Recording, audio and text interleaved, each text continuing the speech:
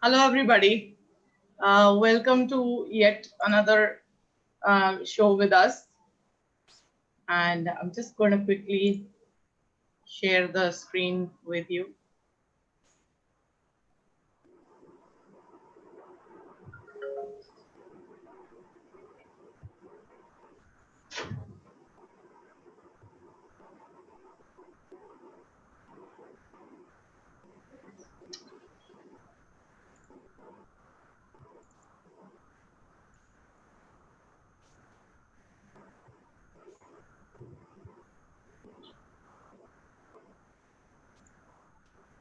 So just to give you a quick prelude on True Wealth, as you know, some of you viewers would know that True Wealth is an integrative healthcare initiative guiding patients and healthy individuals to overcome their health concerns and manage self-health to reach the ultimate goal of holistic health and happiness. True Wealth aims to help you separate science from hype by sharing authentic knowledge and wisdom from healthcare and nutrition stalwarts so you can make the right health and nutrition choices. TrueWealth's ultimate goal is to provide integrative and personalized health and nutrition advice to achieve health and happiness. A quick message to all you viewers before we start the program. This FB Live program is organized to get more information and guidance to keep health, nutrition, and fitness during lockdown. The recommendations made by the speakers and other participants cannot be treated as consultation. For personalized consultation, you can actually reach our consultants on 98200 48369 or visit our website www.truewealth.in to ask questions. Also, you can dial in on 98200 48369 or put your questions into the comment box in the Facebook page. You can feel free to ask us as many questions, and we will make our best attempt to resolve most of your concerns. However, please note that this program is not intended to provide any information on COVID-19 and related information. You should approach the hospitals and doctors assigned by authorities to get authentic information on COVID. So on that note, we actually welcome our speaker for today, and he is really going to walk us through the laparoscopy surgery details, because we keep hearing about laparoscopy surgeries, but how many of us really know what that is? And Dr. Hemant Patil is very, very experienced and knowledgeable in this field, and he's going to actually tell us how it is really the need of the hour. I will take this opportunity to introduce Dr. Hemant Patil. He has an experience of 13 years, and he has done his MBBS DNB. He has also done a diploma in minimal access surgery, World Laparoscopic Center, Laparoscopic Fellowship from the year 2012. And he has a master's course in proctology from CMAST. He also has a fellowship of International College of from the International College of Surgeons in 2019. And he is the director, currently the director of Vignaharta Laparoscopic Center in Thane. He is also honorary consultant at multiple places, including Jupiter Hospital, Kaushalya Hospital, Aditi Hospital, Mulund, Bethany Hospital, Q-Ray Hospital, Thane, Thane Healthcare Hospital, and Madhu Hospital, Mandu, as well as the Fortis Hospital, Mulund. Such extensive biodata really he has. And apart from that, he has also been faculty at several national and international conferences. And on that note, I would really hand the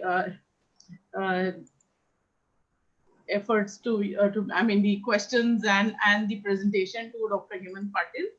I mean, we would, Dr. Patil, as we know right now, it's lockdown is one thing, but also till we really open up with the current situation, a surgery which is probably a little minimally invasive, which is safer, probably also more easier on the recovery front. I mean, these are the kind of surgeries we are probably going to look at, and laparoscopy surgery, as you say, is one of them. So we would definitely want to hear a lot from you.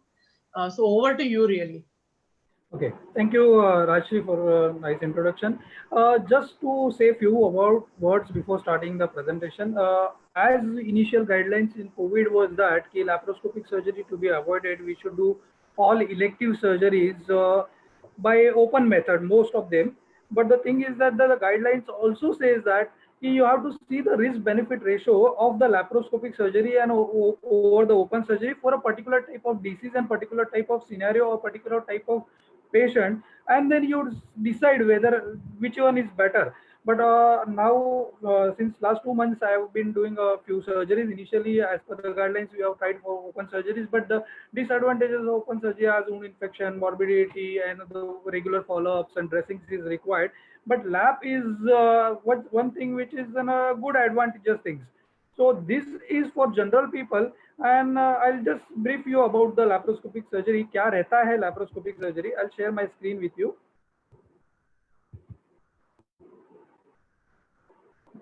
Just give me a moment.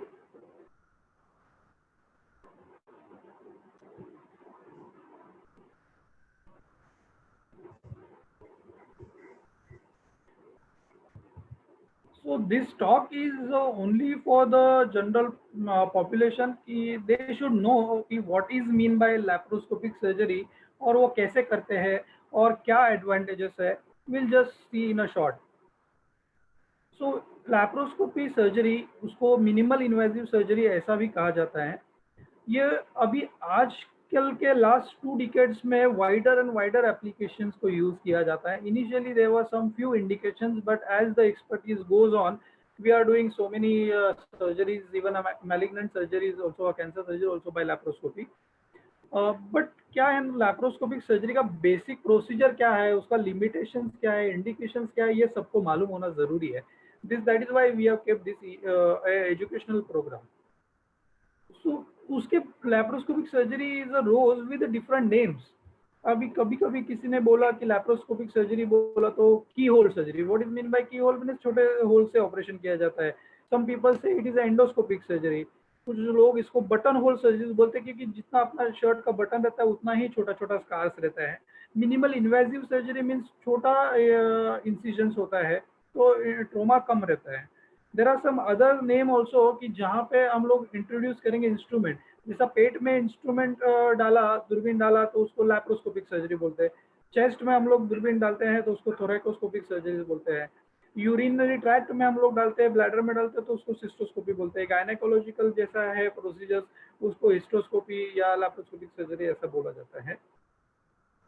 आप इसका origin या history देखा जाएगा तो 19th century के starting से पहले ये लैप्रोस्कोपिक सर्जरी शुरुआत हुआ था, but it was in a premature stage in that era.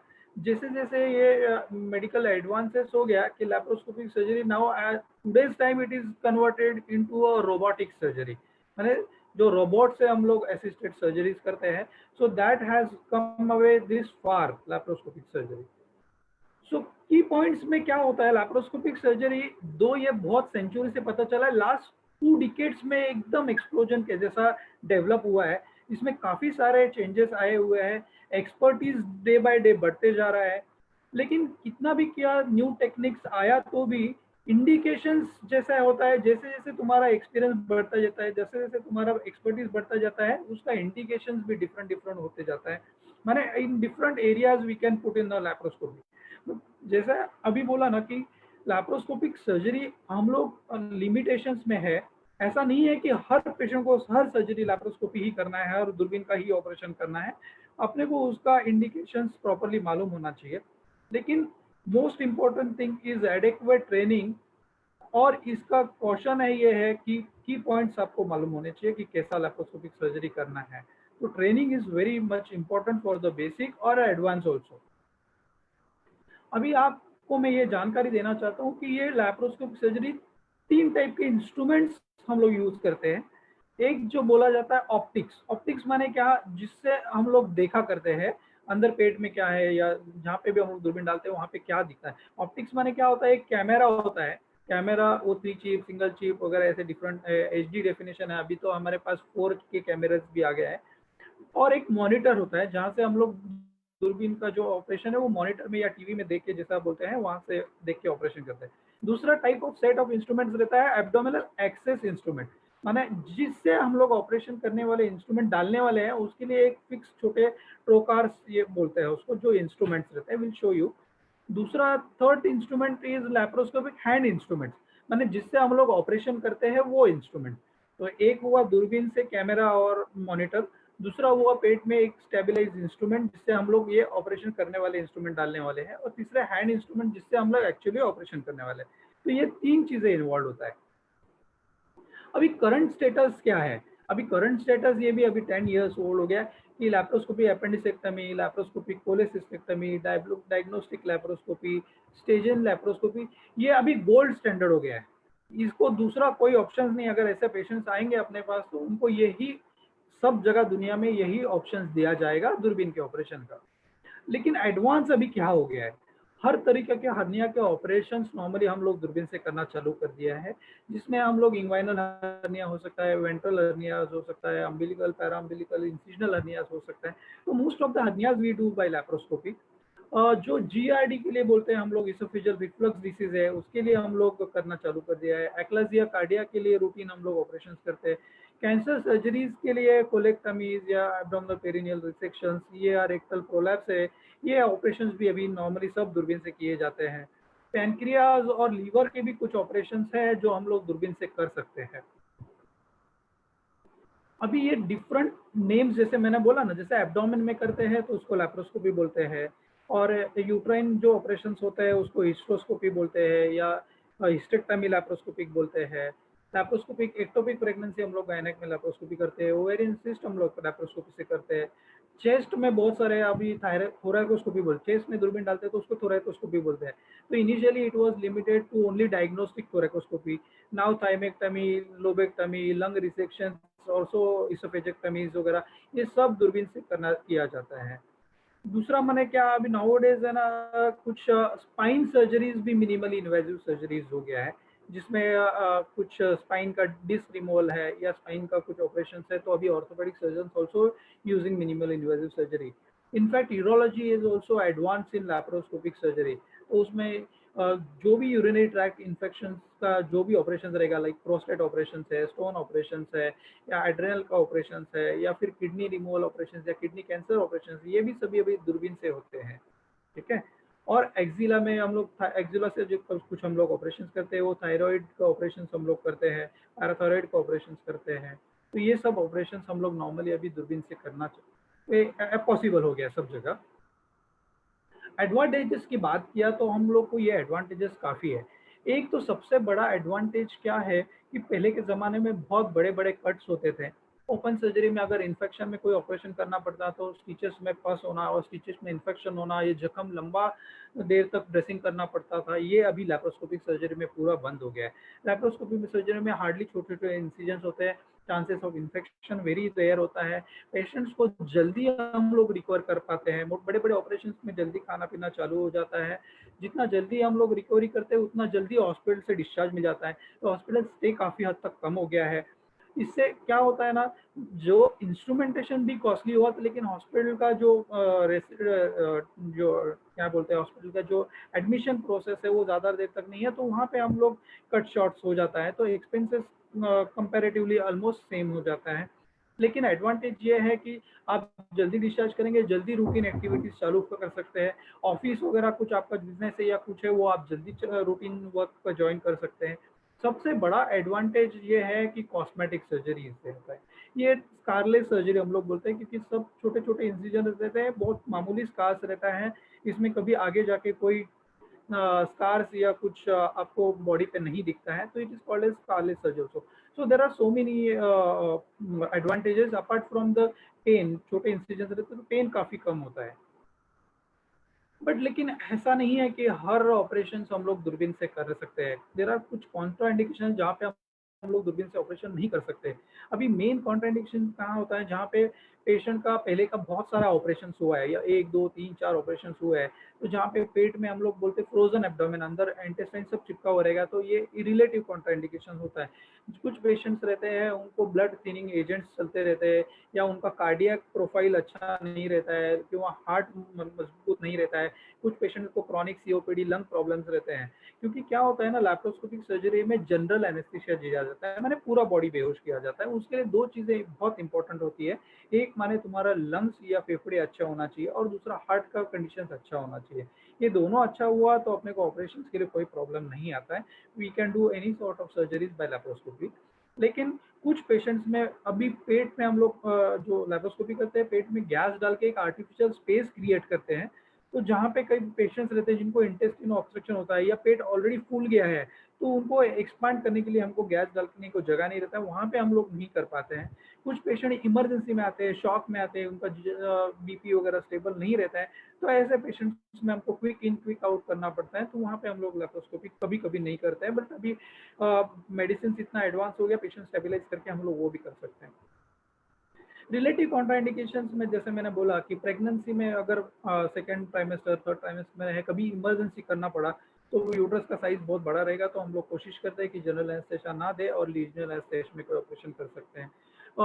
Too much OBCs patients रहेंगे, उनका बीएमआई बहुत ज़्यादा रहेगा, तो उनको साइड ऑफ ओबेसिटी में diabetes, extensive hypertension, cardiac problems रहता है, तो ये रिलेटिव कॉन्ट्राइंडिकेशंस में आते हैं। कॉम्प्लिकेशन, अभी कोई भी ऑपरेशन रहो, वो ओपन सर्जरी रहो या दूरबीन का ऑपरेशन रहो, कॉम्प्लिकेशन हो सकता है, लेकिन कॉम्प्लिकेशन के रेट काफ़ी या परसेंटेज काफ़ी कम रहते हैं। अभी कुछ कॉम्प्लिकेशन जो रूटीन ओपन सर्जरी में और लैप्रोस्कोपिक सर्जरी में पैथोलॉजी वाइज या डिसीज वाइज हो सकते हैं, वो कॉमन होते हैं। लेकिन लैप्रोस्कोपिक सर्जरी में कुछ इंस्ट्रूमेंट वाइज भी कॉम्प्लिकेशन हो सकते हैं, जैसे कि कुछ छोटा वेसल इंजुरीज होता है, या हम लोग गैस डालते हैं पेट में, उसकी वजह से कभी कभी किसी को ब्रेथलेसनेस हो सकता है या शोल्डर पेन हो सकता है ऑपरेशन के बाद में। लेकिन ये सब कॉम्प्लिकेशन जो लेस देन 1% है, अभी nowadays we are got very advance thing, good training, the complication rates are very less. अभी जो पेट में गैस डालते हैं उसकी वजह से कभी कभी ऐसा होता है कि अगर एल्डरली पेशेंट्स है, उनको ऑलरेडी हार्ट का प्रॉब्लम है, लंग का प्रॉब्लम है, तो उनको कभी कभी CO2 एम्बोलिज्म बोल के एक प्रॉब्लम हो सकता है। कभी कभी ये गैस जो हम लोग CO2 डालते हैं उसकी वजह से प्रॉब्लम हो सकता है, लेकिन ये प्रॉब्लम बहुत, जैसे मैंने बोला, बहुत मामूली होते हैं और गुड एनेस्थीसिया और गुड वेंटिलेशन के वजह से ये सब क्लियर हो जाते हैं। Nowadays we have done everything, extensive preparation होता है पेशेंट का, तो ही पेशेंट ऑपरेशन के लिए सब्जेक्ट किया जाता है। तो ये बहुत मामूली कॉम्प्लिकेशंस हो सकते हैं। अभी तो ये एरा जो है हमारा मिनी लैप्रोस्कोपी या माइक्रो लैप्रोस्कोपी हम लोग बोलते हैं, ऐसा एक एरा है। मैंने पहले के ज़माने में 10 mm इंस्ट्रूमेंट्स होते थे, फिर 5 mm इंस्ट्रूमेंट्स आए। अभी मिनी लैप्रोस्कोपी इंस्ट्रूमेंट्स माने क्या, माइक्रो लैप्रोस्कोपी माने 3 mm instruments. So you can imagine 3 mm instruments are very small. So all types of paediatric surgeries also, और कुछ ऑपरेशन हम लोग मिनी लैप्रोस्कोपी से करते हैं जिसमें कोई स्टिच लेने की जरूरत भी नहीं पड़ती। 3 mm is very small incision. तो this is the era of minimal invasive surgery. Single incision laparoscopic surgery भी हम लोग करते हैं, जिसमें एक ही छेद में से 3 या 4 इंस्ट्रूमेंट्स हम लोग एक एपरेटस के थ्रू डालते हैं, जिससे हम लोग पूरा ऑपरेशन कर सकते हैं। तो शरीर में कहीं पे भी दूसरे छेद नहीं होते, एक ही बड़ा छेद में सब ऑपरेशन कर सकते हैं। तो mini laparoscopy, single incision laparoscopy और स्टैंडर्ड लैप्रोस्कोपी, अभी ऐसे 3 लैप्रोस्कोपी के प्रकार है। लेकिन अभी जो एरा चल रहा है, this is the era of robotic surgery.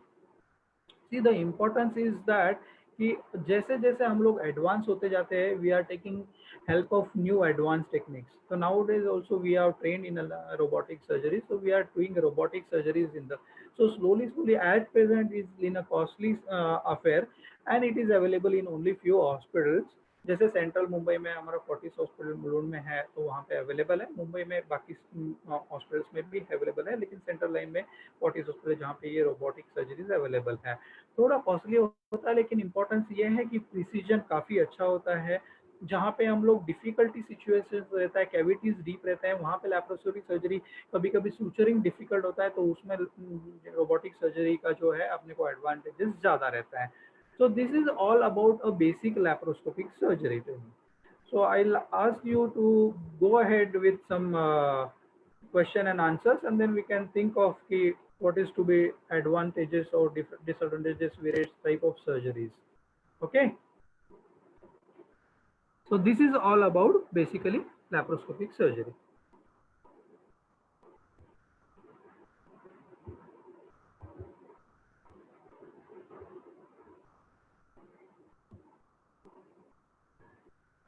Hello, Rajeshri, are you there?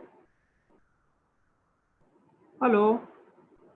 So in most of the cases, जैसे डॉक्टर पाटिल आपने एक्सप्लेन किया कि सारे एक्चुअली आपने पॉइंट्स इतने डिटेल में कवर किए हैं। Actually we had few questions exactly on these lines कि रिकवरी का कैसा ये रहता है कि क्या ये टाइप ऑफ सर्जरी से रिकवरी फास्टर हो सकती है, तो हॉस्पिटल स्टे क्या इससे शॉर्टन हो सकता है।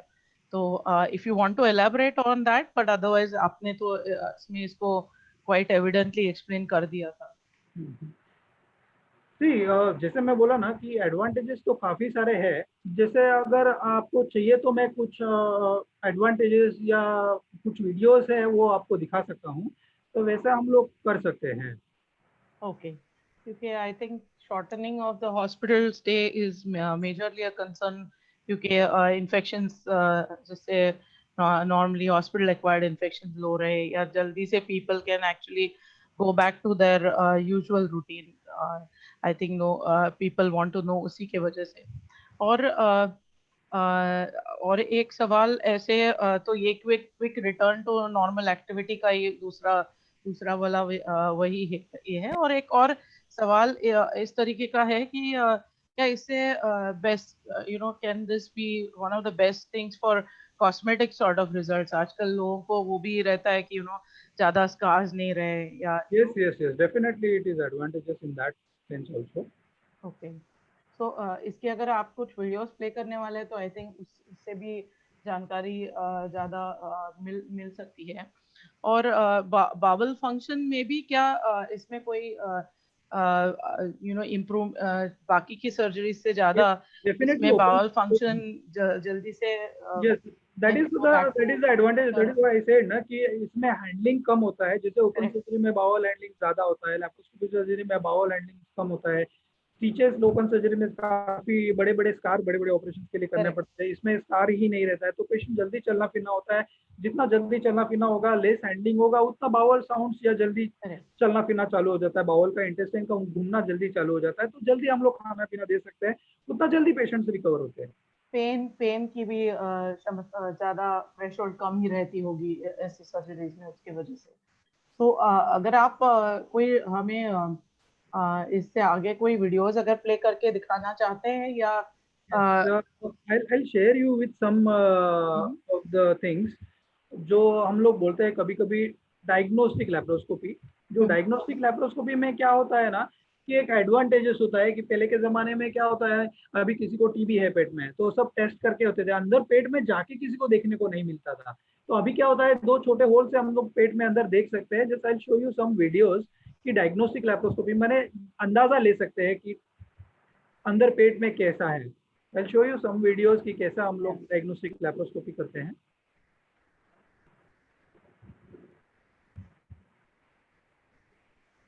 ये देखो, अभी ये पेट में जो हम लोग दूरबीन डाल के चेक किया, पहले के जमाने में कभी देखने को नहीं मिलता था टीबी कैसा दिखता है। तो ये टीबी के छोटे छोटे दाने दिखते हैं पेट में, इंटेस्टाइन के ऊपर दाने दिखते हैं।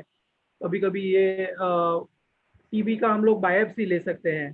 कभी कभी कैंसर का कोई पेशेंट को सस्पेक्ट रहता है, तो हम लोग कैंसर के लिए दूरबीन पेट में डालते हैं। तो ये आप देख सकते हैं कि ये दूरबीन डाला हुआ है, ये छोटे छोटे नोड्यूल्स है कैंसर के अंदर। ये आप देख सकते हैं, ये गांठ है छोटे छोटे, तो ये मोमेंटम नोड्यूल्स बोले तो जाते हैं। आपके तो स्टेजिंग आपका के लिए वीडियो, बहुत इम्पोर्टेंस हो जाता है। डॉक्टर पाटिल, आपका वीडियो ओके है okay okay okay, I share क्या? Now you can see. हाँ, अभी दिखाई दे रहे हैं बराबर। Okay, so I just start the video again. ठीक है, तो ये हम लोग एक कैंसर गॉलब्लैडर का पेशेंट था जिसे हम लोग डायग्नोस्टिक लैप्रोस्कोपी करते हैं। तो आप देख सकते हैं ये छोटे छोटे नोड्यूल्स है जो ओमेंटम में है।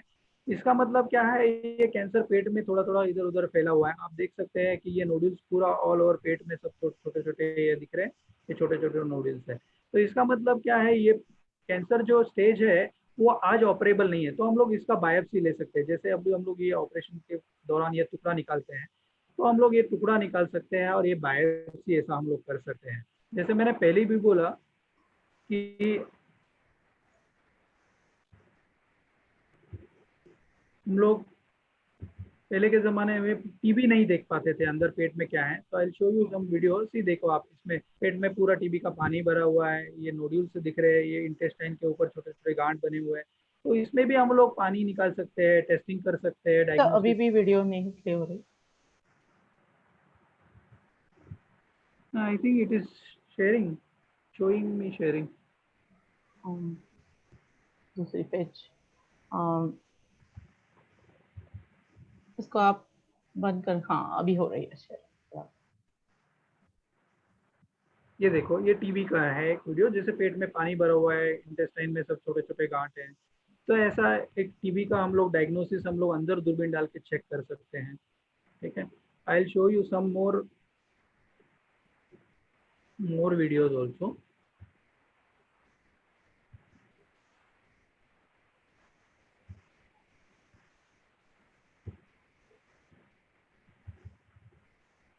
ये हम लोग देख सकते हैं, कभी कभी बच्चों में प्रॉब्लम्स होता है कि सोनोग्राफी में आता है छोटे छोटे पेट में गांठ है।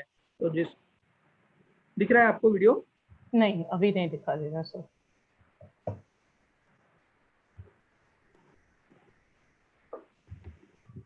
आपको दिख रहा है अभी? हाँ, अभी दिखाई दे रहा है हाँ, सर। तो ये जो कभी भी सोनोग्राफी में आते हैं छोटे बच्चों में पेट में गांठ है वगैरह वगैरह, तो ये जिसको लिम्फ नोड्स बोलते हैं, तो हम लोग एक डायग्नोस्टिक लैप्रोस्कोपी कर सकते हैं पेट में दूसरा कुछ प्रॉब्लम है कि नहीं है। और ये जो छोटे छोटे ऐसे गांठ रहते हैं उसका बायोप्सी हम लोग कर सकते हैं। तो this is called as diagnostic laparoscopy and biopsy. I will show you some मोर।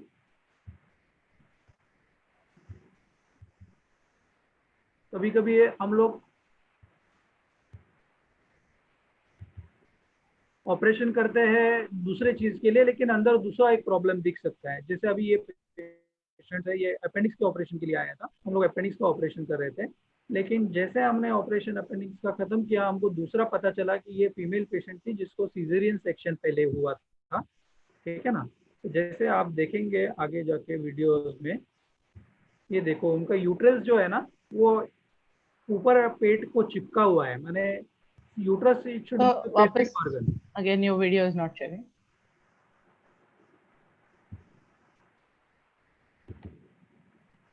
या दिख रही है। तो जैसे मैं बोला, दूसरा एक प्रॉब्लम के लिए हम लोग ऑपरेशन करते हैं और दूसरा प्रॉब्लम अपने को दिख सकता है। जैसे ये पेशेंट है, फीमेल पेशेंट, अपेंडिक्स के लिए ऑपरेशन के लिए आई थी, हमने अपेंडिक्स का ऑपरेशन किया उसका। जैसे हम लोग दूरबीन डालते हैं, पहले का सीजरियन सेक्शन हो गया था उनका, तो उनका यूट्रस आप देखेंगे थोड़े वीडियो के आगे के पार्ट में, ये देखो यूट्रस आपको दिख रहा है। तो ये यूट्रस है ना, एंटीरियर एब्डोमिनल वॉल को ऊपर चिपका हुआ है, उसमें काफी सारे एडेजेंस है। तो ये हम लोग अपने ऑपरेशन नोट्स, देखो आप ऐसा यूट्रस चिपका हुआ, या ऑपरेशन नोट्स में हम लोग डाल सकते हैं। सपोज नेक्स्ट टाइम कोई सीजर करना है, तो नेक्स्ट जो गायनेकोलॉजिस्ट होगा या उनका जो डॉक्टर होगा, उनके लिए वो बहुत फायदेमंद होता है कि यूट्रस ऑलरेडी एडहेरेंट है, और उसका आगे जाके उनको दूसरा और एक फायदा होता है कि अंदर जाके थोड़ा कॉम्प्लिकेशंस मिल सकता है, तो they will be prepared for that. ठीक है। If we have got time तो हम लोग दूसरा और कुछ वीडियोस भी हम लोग शेयर कर सकते हैं आपके साथ में, जैसे हाँ, अनलेस आप थोड़ी सी इंफॉर्मेशन हमारे साथ लैब कॉर्निया सर्जरी के बारे में भी अगर कुछ आप शेयर कर पाए, क्योंकि वो भी आपकी स्पेशलाइज्ड एरिया है जहाँ पे डेफिनेटली आप काफी काम करते हैं, तो हम लोग है इट ना, be nice. Laparoscopic ventral hernia और इंग्वाइनल हर्निया दोनों हर्निया कर सकते हैं दूरबीन से, जो अलग अलग तरीके होते हैं। आई जो show you the video of laparoscopic hernia, inguinal hernia, जिसको हम लोग, हर्निया दिखता कैसे देखो अंदर से, ठीक है ना। ये गैप है जहाँ से इंटेस्टाइन अपने को बाहर, अंदर से बाहर आता है, this is a long tunnel. ठीक है, ये अंदर से हर्निया ऐसा दिखता है, एक होल बन जाता है पेट में, जहाँ से जो अंदर का इंटेस्टाइन है वो बाहर आ सकता है।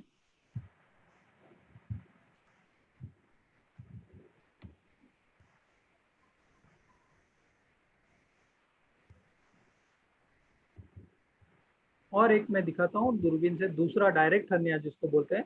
ये देखो एक साइड, एक मिनट,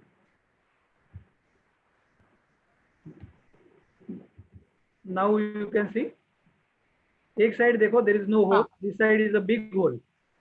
ठीक है ना, ये बिग होल है, दूसरे साइड नॉर्मल है, तो जो होल है वो साइड में हर्निया है। ठीक है, ये ऐसा हम लोग उसमें एक जाली रहता है जो मेश बोलते हैं, वो डालते हैं और वो होल को ब्रीच करते हैं, कवर करते हैं, जिसको हम लोग टैकल्स बोलते हैं, उससे फिक्स करते हैं, और ये पेरिटोनियल कवर हम लोग फिर से बंद करते हैं। तो ऐसा टाइप का हर्निया का ऑपरेशन दूरबीन से हम लोग करते हैं। ये आपका हो गया इंग्वाइनल हर्निया। ठीक है ना। कुछ और हर्नियाज हम लोग कर सकते हैं जो उसको वेंट्रल हर्निया बोलते हैं, जो पेट में ऊपर के साइड में होते हैं, वो भी हम लोग कर सकते हैं।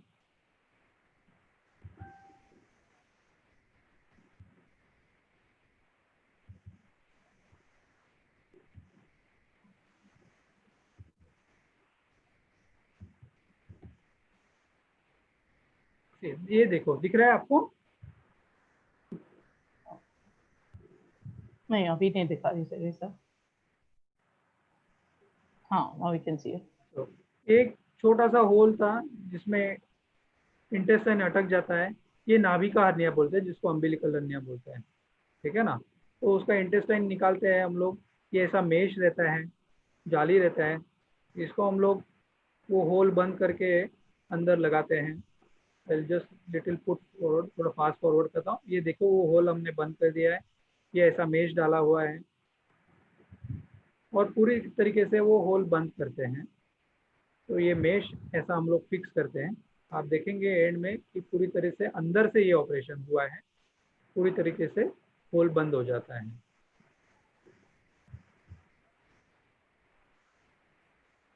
लैप्रोस्कोपी का एक एडवांटेज ऐसा भी है कि कुछ ऑपरेशंस ऐसे रहते हैं कि जो पहले के हर्निया हो चुके रहते हैं, उनमें हम लोग ये ऑपरेशन कर सकते हैं।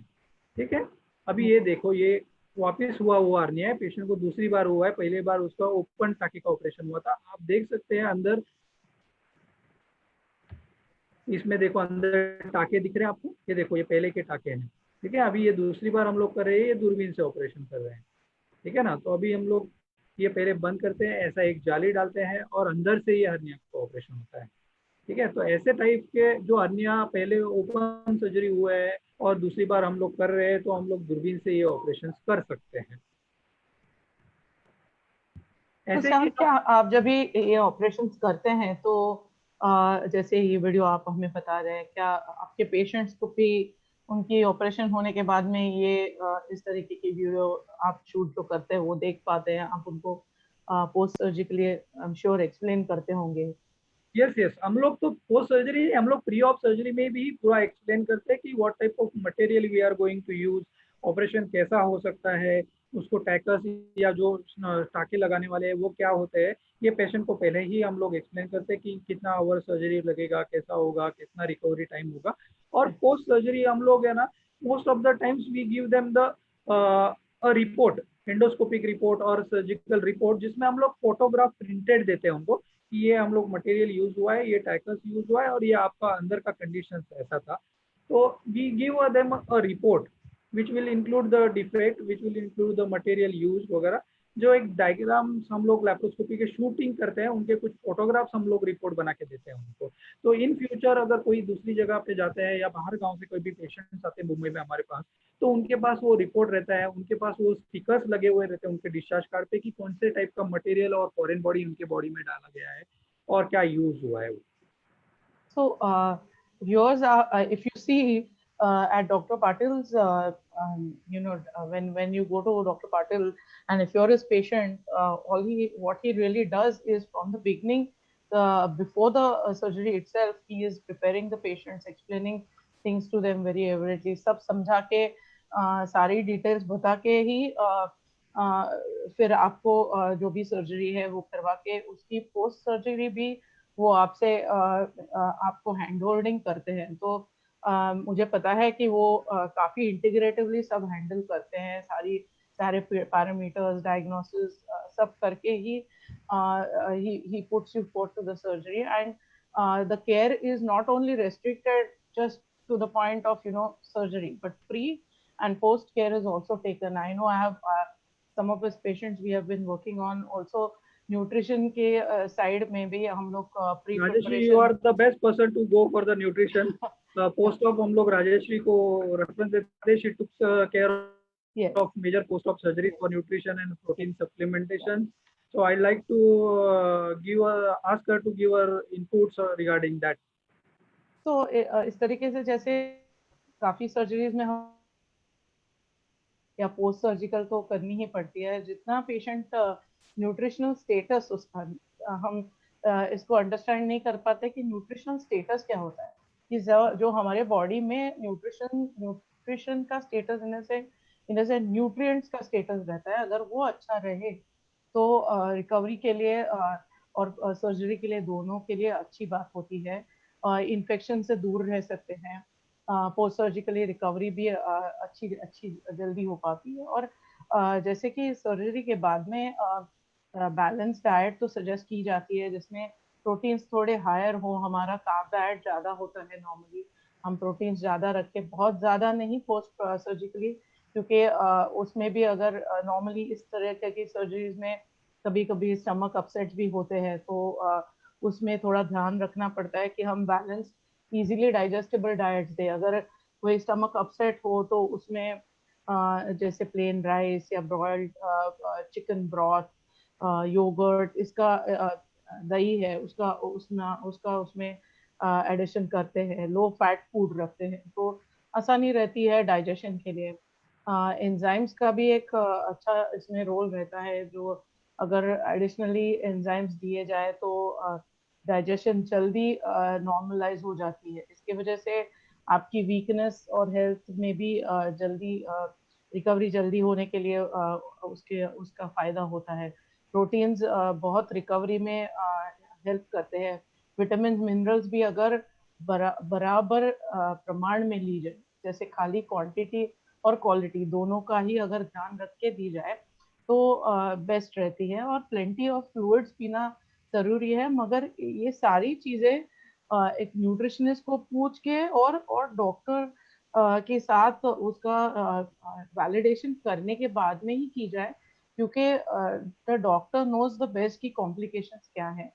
तो दोनों को टैंडम में रख के इसलिए मैं कह रही थी कि सारी इंटीग्रेटिवली डॉक्टर पाटिल एक्चुअली चीजें करते हैं। इसके वजह से you know the results with his patients being happier are the and that is the ultimate goal. So over to you, Dr. Patil. I think कुछ और वीडियोस अगर आप बेसिक अगर आपको देखना है तो we have got few videos, जैसे अपेंडिक्स कैसा दिखता है, गॉल ब्लैडर सर्जरीज कैसे होते हैं, so we have got lots of videos. तो If हम time permits, we can go ahead and total you want to have question answers. Actually काफी सारे सवाल जैसे मैंने आपको किए है उसमें से काफी सारे यही थे। और यू नो एक दो लोगों के कमेंट्स भी आए हैं। जैसे डॉक्टर कामत है, उनका कमेंट है कि आपका प्रेजेंटेशन एकदम टू द पॉइंट है। सो मेरा भी यही मानना है कि यू नो क्वेश्चंस मुझे जो आए थे फोन पे और व्हाट्सएप पे, उसमें तो यही यही मेन क्वेश्चन सवाल थे। और सेफ्टी का एक इशू जो है, जो आपने बहुत अच्छी तरीके से एड्रेस किया, वही तो एक्चुअली मेनली कंसर्न रहता है। और लोगों को आजकल लोग थोड़ा इम्पेशेंट भी रहते हैं कि कितना जल्दी काम पे जा सके ये कोई भी सर्जरी से। तो वो दो सवाल ज्यादा एविडेंट थे। हम एक्चुअली बहुत सारी टॉपिक्स तो और है जैसे हम जिसमें हम इन डेप्थ जा पाए। तो ऐसी सर्जरीज हम एक्चुअली लेकर आई थिंक होपफुली अगले हफ्ते भी आएंगे। And we'll keep it short but आपको समझाने के लिए I think this was a very good session from Dr. Patil. Thank you. And I thank you for taking out the time for our viewers to explain this My very pleasure. simplistically. And इस तरीके के videos हम normally तो देख नहीं पाते हैं, मगर यू नो लेस डिस्टर्बिंग रख के आपने जैसे इजीली उसको एक्सप्लेन किया, you pointed out two things. I think यही कॉमन लोगों के लिए, हमारे जैसे लोगों के लिए it's very informative. So thank you very much once again from our team, and we will see you again soon. Thank you. Videos तो बहुत सारे रहते हैं, but time limitation रहते हैं. Correct.